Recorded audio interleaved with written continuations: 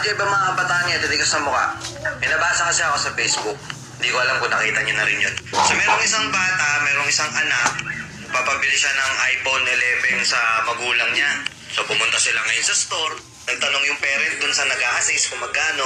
Nasa 27,000 something yata. Or basta mahal iPhone Ngayon itong kapasidad ng magulang, ang kinikita lang ng tatay, halos 8,000 lang isang buwan.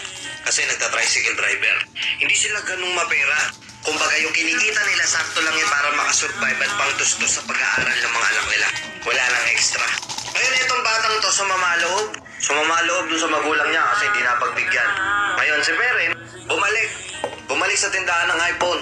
Baka pwedeng installment na lang daw, 1,000 plus kada buwan.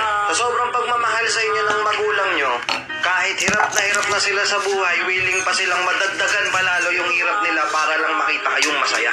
Isipin mo papabili kang iPhone kasi nakita mo yung mga kaibigan mo, naka-iPhone din.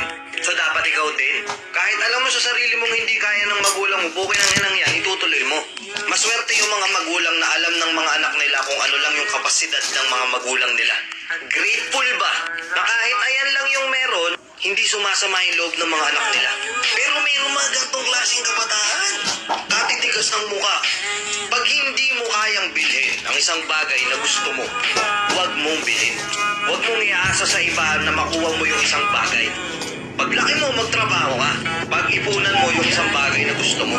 Pero kung dahil lang gusto mo, dahil nainggit ka sa mga kaibigan mo, dahil sila meron, ikaw wala, kahit di naman kaya ng magulang mo, buha ka lang inang yan, ipipilit mo na mabili yung mga bagay na gusto mo. Iipitin mo magulang mo. Tama ba yun? Huwag mong iyabang yung isang bagay na hindi mo naman pinaghirapan. Huwag mong iyabang yung isang bagay na hindi mo naman binili. Kung hindi kaya ng magulang mo, huwag mong ipilit. Kung gusto mong makuha yung isang bagay na gusto mo, pag sumikapan mo. Kunin mo yung baon mo. Kung may baon ka ng 100 pesos sa isang araw, magtabi ka ng 20. Siguro pag nakagraduate ka na ng college, makakabili ka na ng iPhone. Nagets nyo? Nagets nyo kung gaano kataas yung value ng iPhone? Ako masaya ako kasi pinalaki kami na marunong kaming makontento sa kung ano yung ibinibigay sa amin ng magulang namin. Alam namin kung hindi kaya ng magulang namin o kaya nila. Marunong kaming mangapa. Isipin mo, 8,000 na nga lang kinikita ng tatay mo sa isang buwan. Isisingin mo pa yung luho mo. Luho na tawag dyan. Alam ko maraming mga bata maiinis sa akin dito. Pero yun yung dapat yung matutunan sa content na to. Kapain nyo din yung magulang nyo. Kung abot ba ng kapasidad nila yung mga bagay na hinihingi nyo. Oo, gusto nilang makita yung mga ngiti sa mukha nyo. Pero wag nyong gawing dahilan yun para lang makuha yung mga bagay na gusto nyo. Buha!